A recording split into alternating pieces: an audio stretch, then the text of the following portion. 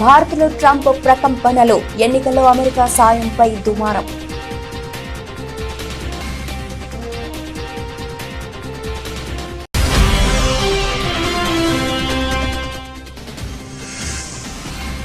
భారత్ పైన ప్రతీకారం సుంకాలకు రెడీ అయిన అమెరికా, త్వరలోనే అమలు చేస్తామన్న ట్రంప్.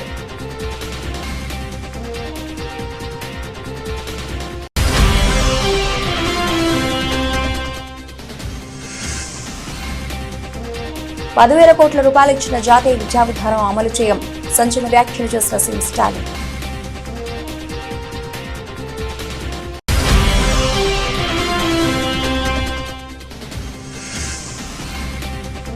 హాస్పిటల్ బెడ్ పై పవన్ కళ్యాణ్, నెట్టింట వైరల్ అవుతున్న ఫోటోలు.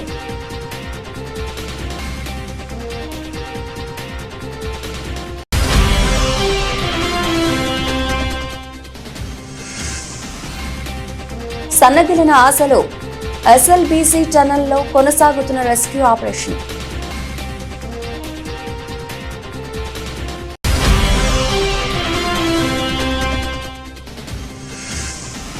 మారిషస్ కు వెళ్లనున్న భారత ప్రధాని, 57వ నేషనల్ డే వేడుకలో ముఖ్య అతిథిగా పాల్గొననున్న మోదీ.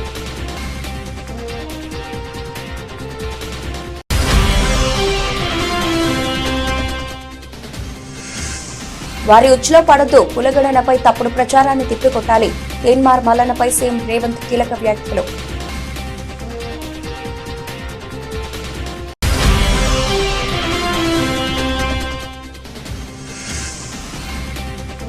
చంద్రబాబుకు భారీ షాక్, రేపు యథావిధిగా ఏపీపీఎస్సీ గ్రూప్ 2 పరీక్షలు.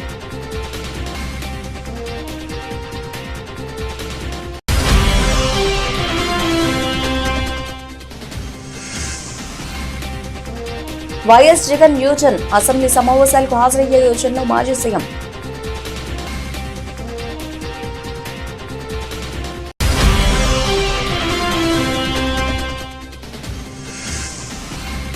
గాల్లో 2 పార్టీలు కొట్టిన కారు, నటుడు అజిత్ కు త్రుటిలో తప్పిన ప్రమాదం.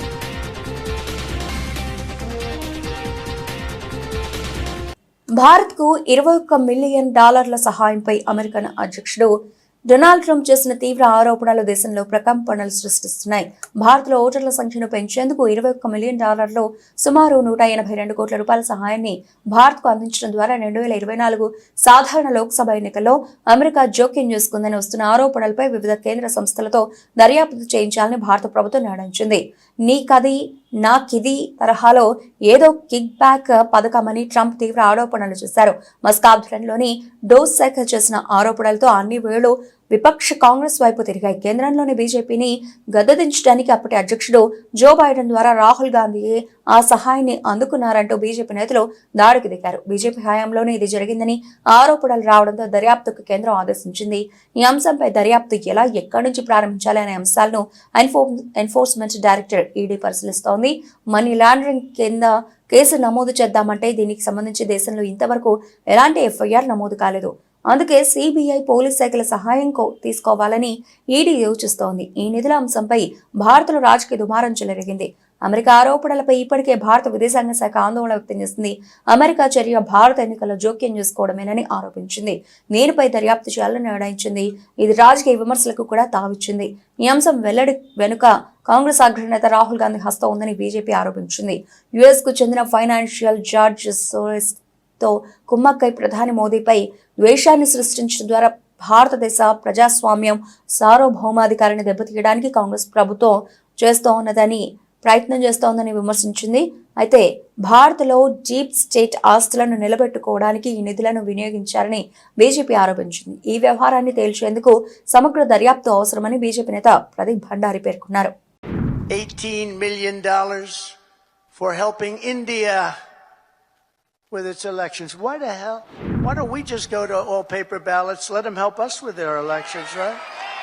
Voter ID. Wouldn't that be nice? We're giving money to India for elections. They don't need money. They take advantage of us pretty good.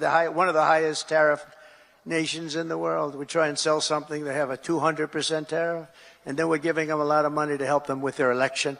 Here are some of the flagrant scams that, as an example, they've spent money on and we've been able to recapture for a large dose of it at least. $520 million for a consultant to, think of that, $520 million. $520 million. You know, when I hire consultants and they just take advantage of me, it's a horrible thing to watch. And I give them $25,000. I feel I'm overpaying. These guys got $520 million. Environmental, social, governance, and investments in Africa. $25 million to promote biodiversity, conservation, and socially responsible behavior in Colombia. This is Colombia, South America, not Columbia University. Of course, that might be worse, actually, based on their actions. $40 million to improve the social and economic inclusion of sedentary migrants. Nobody knows where. Who are they? Where do they come from? Just sedentary migrants. Nobody even knows what a sedentary migrant is. If they were sedentary, they wouldn't be a migrant, right? They wouldn't move. No, they wouldn't move. They'd stay in the same place. Right, Doug? $42 million for social and behavior change in Uganda. $10 million for Mozambique medical male circumcisions. Why are we going to Mozambique to do circumcisions?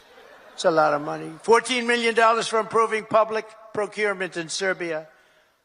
Here's a beauty. $486 million to a consortium of elections and political process strengthening ideas, of which $22 million goes to inclusive and participatory political process in Moldova.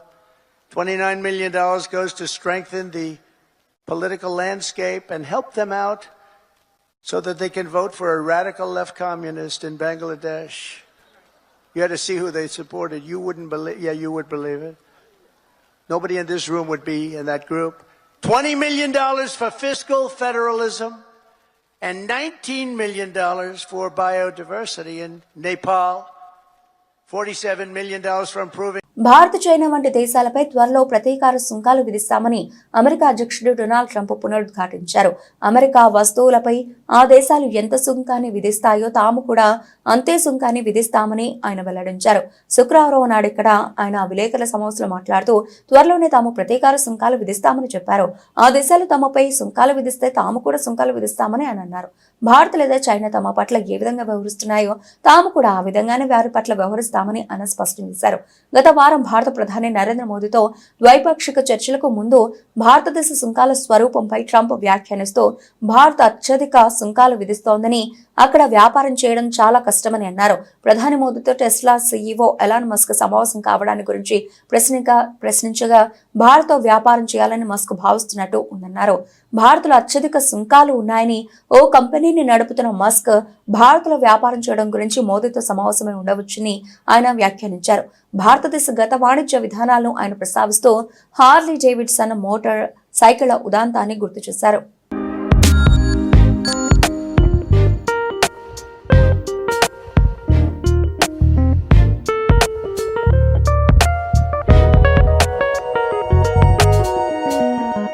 Tamil Nadu CM MK Stalin సంచలన వ్యాఖ్యలు చేశారు. జాతీయ విద్యా విధానాన్ని NEP తమ రాష్ట్రంలో అమలు చేసే ప్రసక్తే లేదని మరోసారి స్పష్టం చేశారు. కేంద్ర ప్రభుత్వం తమిళనాడుకు 10,000 కోట్ల రూపాయలు మంజూరు చేసినా అంగీకరించలేదని తేల్చి చెప్పారు. ఎన్ఈపీ వల్ల హిందీ భాషను బలవంతంగా రుద్దే ప్రయత్నమే కాక విద్యార్థుల భవిష్యత్తు, సామాజిక న్యాయ వ్యవస్థలపై ప్రభావం చూపించే అంశాలు ఉన్నాయని అన్నారు.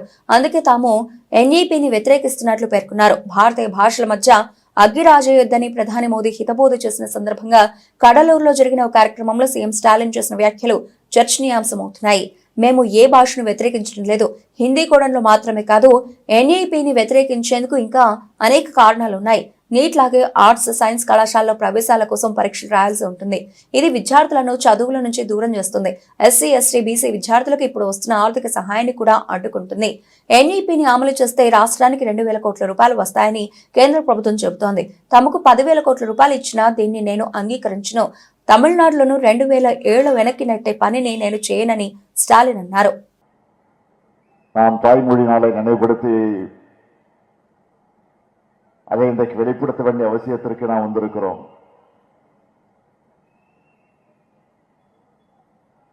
இன்றைக்கு மத்தியிலே ஆண்டு கொண்டிருக்கக்கூடிய ஒன்றிய அரசு மோடி அவர்கள் தலைமையில நடைபெற்றுக் கொண்டிருக்கக்கூடிய ஒன்றிய அரசு தமிழ்நாட்டை எப்படியெல்லாம் வஞ்சிக்க வேண்டும், தமிழ்நாட்டு மக்களுக்கு எப்படிப்பட்ட தீங்கினை ஏற்படுத்த வேண்டும் என்று திட்டமிட்டு செய்து கொண்டிருக்கக்கூடிய அந்த அநீதியான போக்குகள் எல்லாம் இன்றைக்கு நடந்து கொண்டிருக்கிறது. தமிழ் மொழிக்கு ஆபத்து என்று நான் சொல்வதற்கு என்ன காரணம் என்று கேட்டால், இந்த தமிழ் மொழிக்காக உயிர் நீத்திருக்கக்கூடிய, பல்வேறு தியாகங்களை செய்திருக்கக்கூடிய, தன்னுடைய இன்னுயிரை அர்ப்பணித்திருக்கக்கூடிய அந்த தியாக வரலாற்று நிகழ்ச்சிகளை எல்லாம் நான் எண்ணி பார்க்கிறேன். தந்தை பெரியாராக இருந்தாலும், பேரறிஞர் அண்ணா அவர்களாக இருந்தாலும், அவர்களுடைய வழி நின்று பணியாற்றிய நம்முடைய முத்தமிழறிஞர் தலைவர் கலைஞர் அவர்களாக இருந்தாலும், தமிழ்நாட்டிற்காக, தமிழ் சமுதாயத்திற்காக, தமிழ் மக்களுக்காக, தமிழ் இனத்திற்காக, தமிழ் மொழிக்காக அவர்கள் செய்திருக்கக்கூடிய அந்த தியாக உணர்வுகளை எல்லாம் நாம் மறந்துவிட முடியாது. இன்றைக்கு நாம் பேசிக் கொண்டிருக்கக்கூடிய நம்முடைய மொழிக்கு செம்மொழி என்கிற அங்கீகாரத்தை பெற்றுத் தந்த தலைவர் தான் நம்முடைய தலைவர் கலைஞர் என்பதை நாம் மறந்துவிட முடியாது. அந்த தமிழை பற்றி தலைவர் கலைஞர் அவர்கள் பல நேரங்களில் பெருமையோடு எடுத்துச் சொல்லுவார்கள். உலங்கவர் ஓவியமே, உற்சாக காவியமே, ஓடை நறுமலரே, ஒளியமிழ் புதுநிலவே, அன்பே, அமுதே, அழகே, உயிரே, இன்பமே, இனிய தென்றலே, பனியே, கனியே, பழரசச் சுவையே, மாணிக்க சுடரே, மன்பத விளக்கே என்றெல்லாம்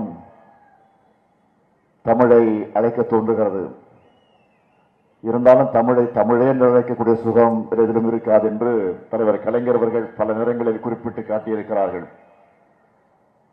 அப்படிப்பட்ட தமிழுக்கு செம்மொழி என்ற அந்தஸ்தை, அந்த அங்கீகாரத்தை பெற்றுத் தந்த தலைவர் கலைஞர் அவர்கள். இன்னும் சொல்ல வேண்டும் என்று சொன்னால், AP deputy CM Pawan Kalyan ప్రస్తుతం ఏపీ పాలనలో బిజీగా ఉన్నారు. తన చేతిలో ఉన్న మంత్రిత్వ శాఖలలో అభివృద్ధి పనులు నడిపిస్తున్నారు. ఇటీవలే కేరళ, తమిళనాడు పుణ్యక్షేత్రాల సందర్శనకు వెళ్లొచ్చారు. అయితే తాజాగా పవన్ కళ్యాణ్ హాస్పిటల్ బెడ్ పై పడుకున్న ఫోటోలు వైరల్ అయ్యాయి.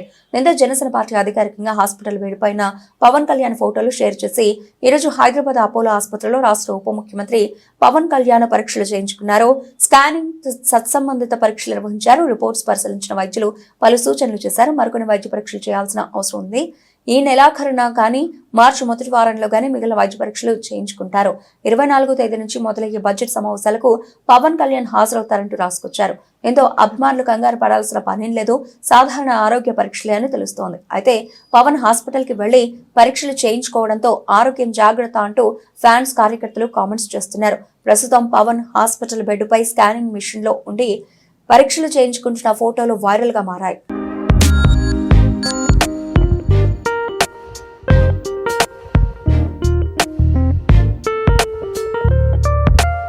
నాగర్ కర్నూలు జిల్లా దోమలపెంట వద్ద ఎస్ఎల్బీసీ టన్నెల్ ప్రమాదంలో చిక్కుకున్న 8 మందిని సురక్షితంగా రక్షించేందుకు అధికార యంత్రాంగం తీవ్ర ప్రయత్నాలు ప్రారంభించి అర్ధరాత్రి నుంచి సహాయక చర్యలు నిర్విరామంగా కొనసాగుతున్నాయి.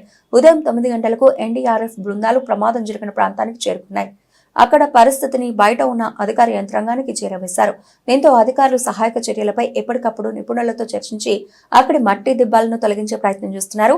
అవసరమైన మెటీరియల్ లోపలికి తరలిస్తూ బయటకు తీసుకువస్తున్నారు. తాజాగా అక్కడ జరుగుతున్న రెస్క్యూ ఆపరేషన్ కు సంబంధించిన దృశ్యాలు నమస్తే తెలంగాణకు చిక్కాయి. కాగా సహాయక చర్యలు 130 మంది ఎన్డీఆర్ఎఫ్, 24 మంది హైడ్రా సిబ్బంది, 24 మందితో కూడిన సైన్యం బృందం, 24 మందితో కూడిన సింగరేణి కాలరీస్ రెస్క్యూ టీం, 120 మంది ఎన్డీఆర్ఎఫ్ సిబ్బంది పాల్గొంటున్నారు. అయితే ఘటనా స్థలంలో కూలిన మట్టి, నీటితో సహాయక చర్యలకు ఆటంకం ఏర్పడింది. సొరంగ మార్గంలో 14 కిలోమీటర్ల వద్ద పైకప్పు కూలగా సహాయక బృందాలు 13.5 కిలోమీటర్ల వరకు వెళ్లాయి. మరో 1/2 కిలోమీటర్ వెళ్లేందుకు మట్టి, నీటితో అడ్డుపడుతున్నాయి. వాటిని దాటుకుని ఘటనా స్థలానికి వెళ్లేందుకు ప్రయత్నిస్తున్నారు. కాక నీటి ఉధృతికి టన్నెల్ బోరింగ్ మిషన్ 80 మీటర్లు వెనక్కి వచ్చింది. దీంతో పైకప్పు కూలిన ప్రాంతానికి 200 మీటర్ల గ్యాప్ ఏర్పడింది. అందులో 8 మంది చిక్కుకున్నారని భావిస్తున్నారు. వారి పేర్లు పిలిచినప్పటికీ అటువైపు నుంచి ఎలాంటి స్పందన రావడం లేదు. ఆక్సిజన్ కూడా లేకపోవడంతో వారు సజీవంగా ఉన్నారా అనే అనుమానాలు వ్యక్తమవుతున్నాయి. సహాయక చర్యలను మంత్రులు ఉత్తమ్ కుమార్ రెడ్డి, జూపల్లి కృష్ణారావు, స్థానిక ఎమ్మెల్యే చిక్కుడు వంశీకృష్ణ ఉన్నతాధికారులు పర్యవేక్షిస్తున్నారు.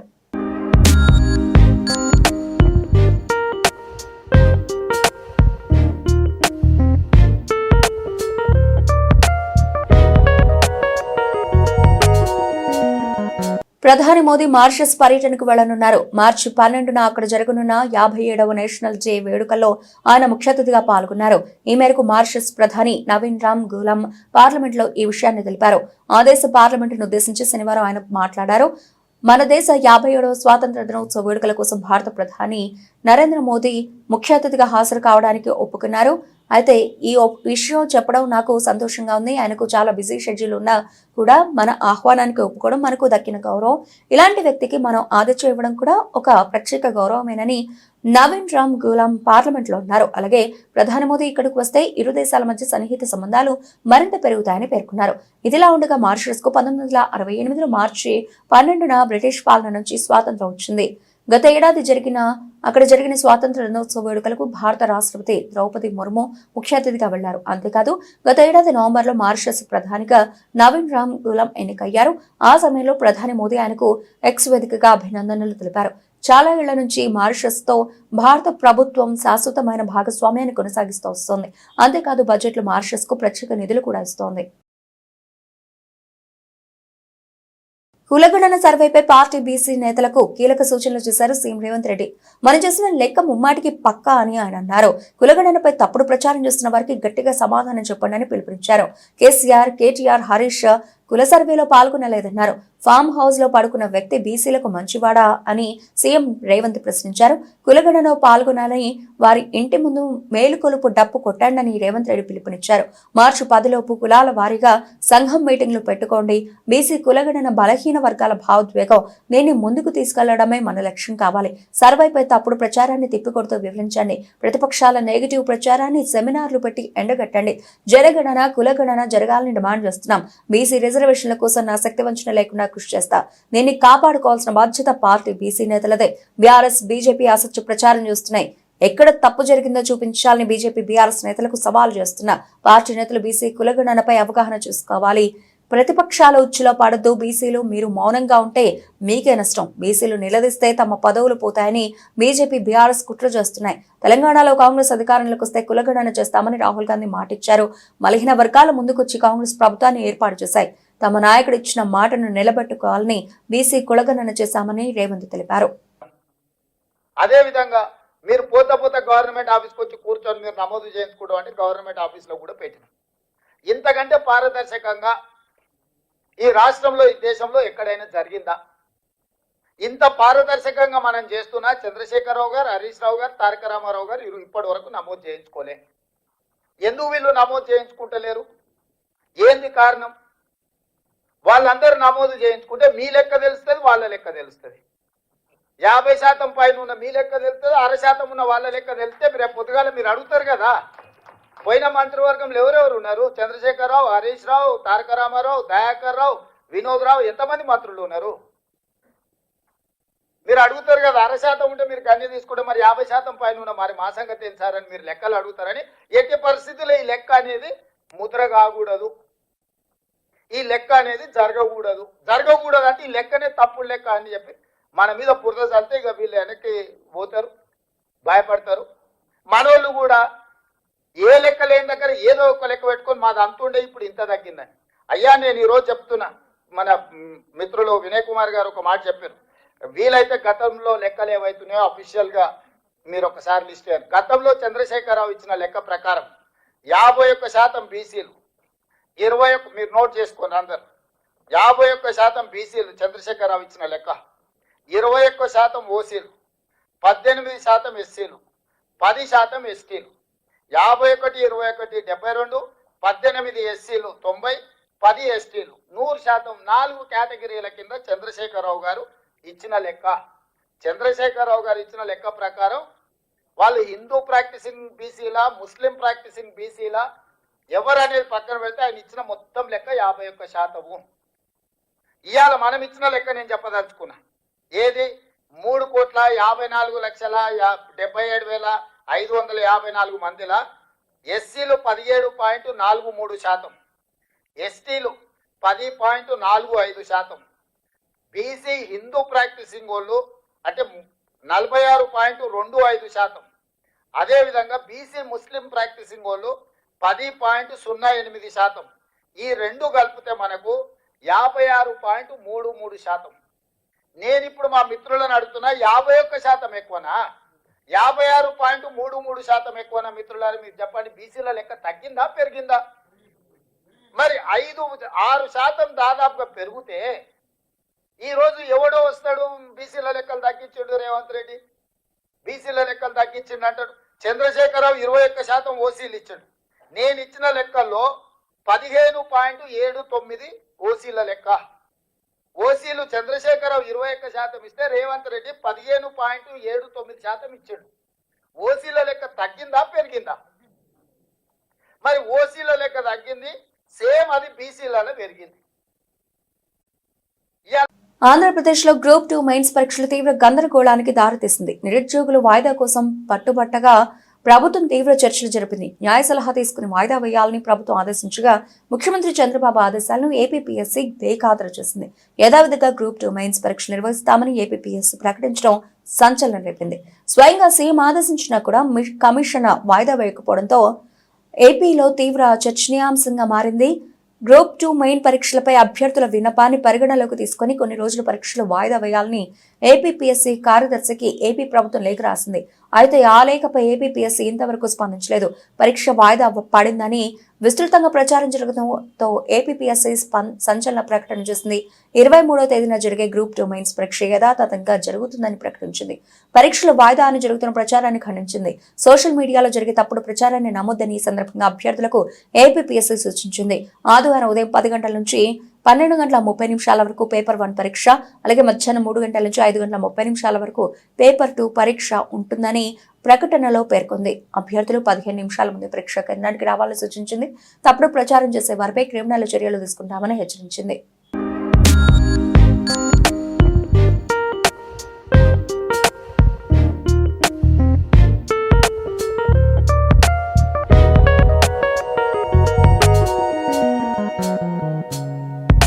అధికారం కోల్పోయిన మాజీ ముఖ్యమంత్రి వైఎస్ జగన్మోహన్ రెడ్డి అసెంబ్లీ సమావేశాలకు గైర్హాజరు కావాలని నిర్ణయం తీసుకున్న విషయం తెలిసిందే.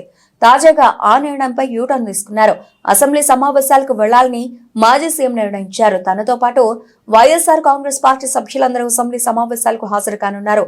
అసెంబ్లీ సమావేశాలకు వెళ్లకపోతే శాసన సభ్యత్వాలు రద్దయ్యే ప్రమాదం ఉండడంతో ఈ మేరకు వైఎస్ఆర్సీపీ ఈ కీలక నిర్ణయం తీసుకుంది.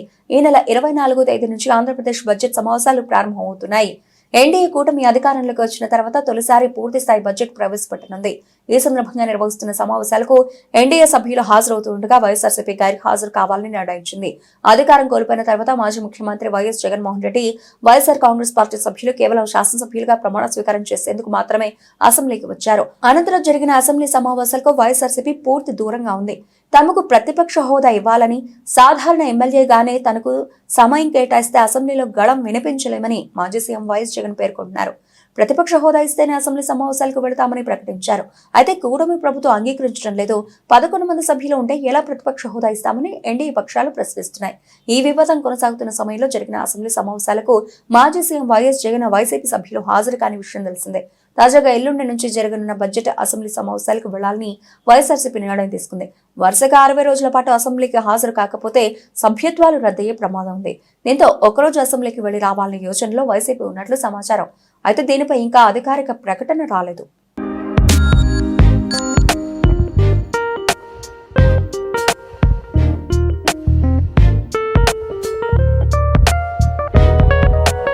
అజిత్ కుమార్ ఇటీవల స్పెయిన్లోని వాలెన్సియాలో జరిగిన పోర్షే స్ప్రింట్ ఛాలెంజ్ రేసులో పాల్గొన్నారు. ఈ రేసు సమయంలో ఆయన నడిపిన కారు ముందు వెళుతున్న మరో కారును ఢీకొట్టడంతో గాల్లో 2 పల్టీలు కొట్టింది. అయితే అదృష్టవశాత్తు అజిత్ ఈ ప్రమాదం నుంచి సురక్షితంగా బయటపడ్డారు. ఆయనకు తీవ్రమైన గాయాలేమీ కాలేదు. ప్రమాదం జరిగిన వెంటనే ఆయన కారు నుంచి క్షేమంగా దిగినట్లు వీడియోలో కనిపించింది. దీంతో అజిత్ అభిమానులు ఊపిరి పీల్చుకున్నారు. కాగా ఇందుకు సంబంధించిన వీడియోలు వైరల్ గా మారాయి. రేసింగ్ అంటే అజిత్ కు మహా ఇష్టమైన విషయం తెలిసిందే.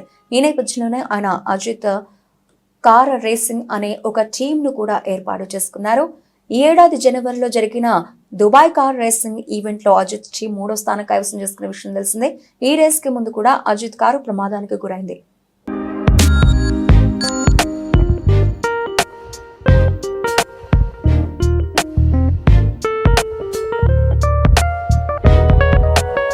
బ్రిటన్ ముగించే ముందు హెడ్లైన్స్ మరోసారి.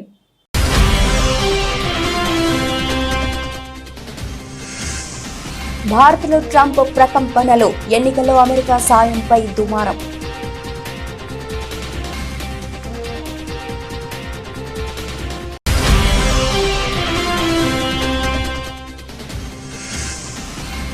భారత్ పైన ప్రతీకారం సుంకాలకు రెడీ అయిన అమెరికా, త్వరలోనే అమలు చేస్తామన్న ట్రంప్.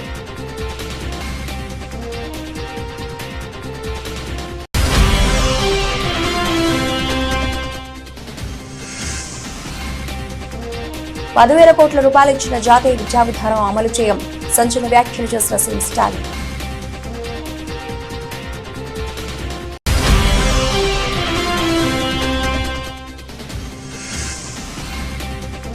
హాస్పిటల్ బెడ్ పై పవన్ కళ్యాణ్, నెట్టింట వైరల్ అవుతున్న ఫోటోలు.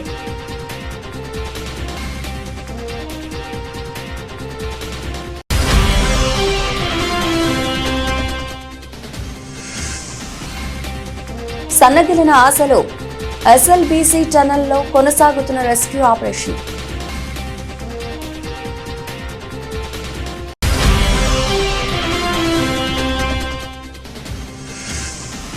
మారిషస్ కు వెళ్లనున్న భారత ప్రధాని, 57వ నేషనల్ డే వేడుకలో ముఖ్య అతిథిగా పాల్గొననున్న మోదీ.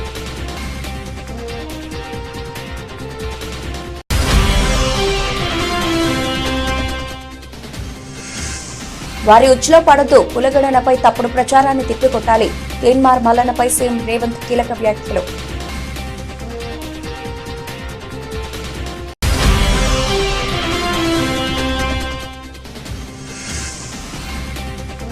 చంద్రబాబుకు భారీ షాక్, రేపు యథావిధిగా ఏపీపీఎస్సీ గ్రూప్ 2 పరీక్షలు.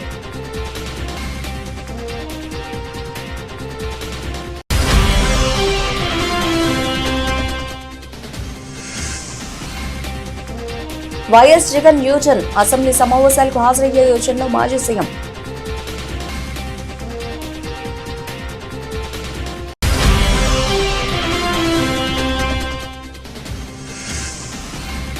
గాల్లో 2 పల్టీలు కొట్టిన కారు, నటుడు అజిత్ కు త్రుటిలో తప్పిన ప్రమాదం.